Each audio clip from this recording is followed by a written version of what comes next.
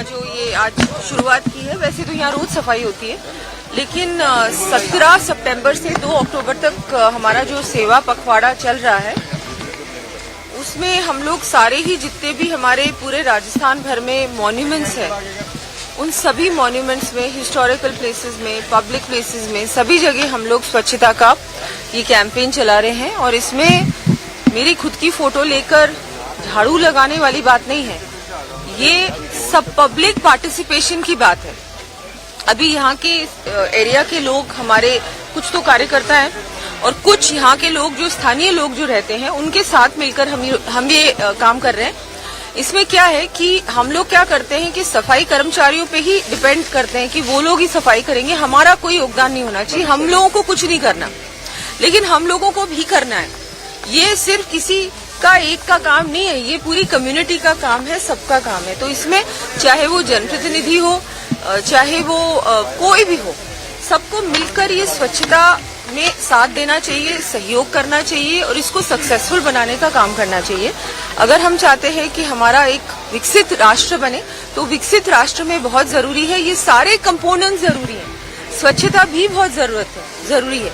और जो टूरिस्ट आता है बाहर से, कहीं से भी, वो जब आता है आपके शहर में, आपके टूरिस्ट प्लेसेस में, वो देखता है कि ये साफ शहर है, स्वच्छ शहर है, तो अपने आप वो ज्यादा अट्रैक्टेड होता है, उसका एक्सपीरियंस अच्छा होता है। तो जरूरी है, हमारा शहर इतना सुंदर शहर है, ना केवल जयपुर, पूरा राजस्थान इतना सुंदर है, इतना गौरवशाली इतिहास है हमारे राजस्थान का, पर अगर कहीं भी गंदगी दिखती है ना, तो वो अच्छा नहीं लगता। तो उसके लिए हम सबको मिलकर काम करना होगा, एक स्वस्थ राजस्थान बनाने के लिए, एक स्वच्छ भारत बनाने के लिए। और माननीय प्रधानमंत्री जी का धन्यवाद देती हूँ कि उन्होंने ये अभियान जब चलाया, उस समय से लेकर अभी तक पब्लिक में, जनता में बहुत जागरूकता बढ़ी।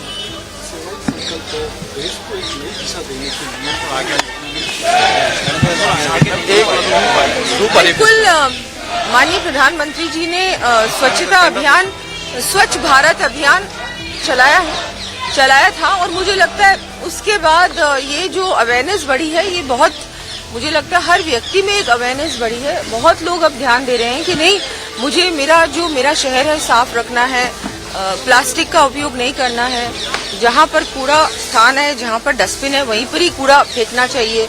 अगर कोई सफाई करने नहीं भी आए तो मेरी जिम्मेदारी भी उतनी है कि मैं जाके सही जगह पे अपना कचरा फेंकूं, ज्यादा कचरा नहीं इकट्ठा करूं। हम लोग रिसाइकिल के बारे में भी सोचें, ये भी बहुत जरूरी है। हमारे एनवायरनमेंट के बारे में भी सोचना बहुत जरूरी है। ये सारी चीजें जो हैं, ये इंटरकनेक्टेड है।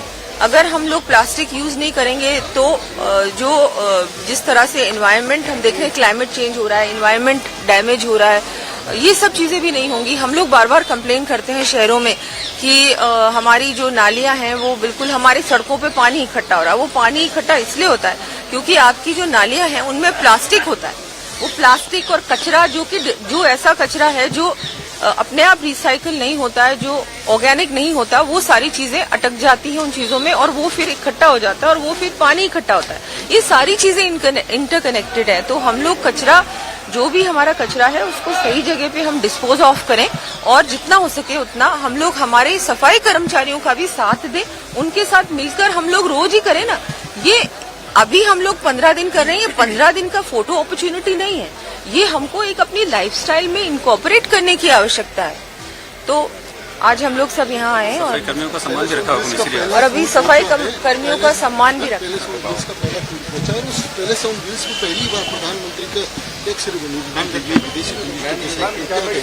नहीं, बहुत खुशी की बात है। पैलेस ऑन व्हील्स जो हमारी आइकॉनिक ट्रेन है, उसमें भी हम लोग फिर से शुरू हो चुकी है इस सीजन के लिए। और माननीय प्रधानमंत्री जी तो हमेशा ही टूरिज्म का, टूरिस्ट प्लेसेस का, कोई भी नए इनिशिएटिव का सपोर्ट ही करते हैं, उसको हमेशा ही वो इनकरेज करते हैं, और इसमें भी उन्होंने किया, तो मैं उनका बहुत बहुत आभार व्यक्त करती हूँ। अगर आप ये वीडियो YouTube पर देख रहे हैं तो हमारे चैनल को सब्सक्राइब कर बेल आइकन दबाएं, और Facebook पर देख रहे हैं तो हमारे पेज को लाइक करें।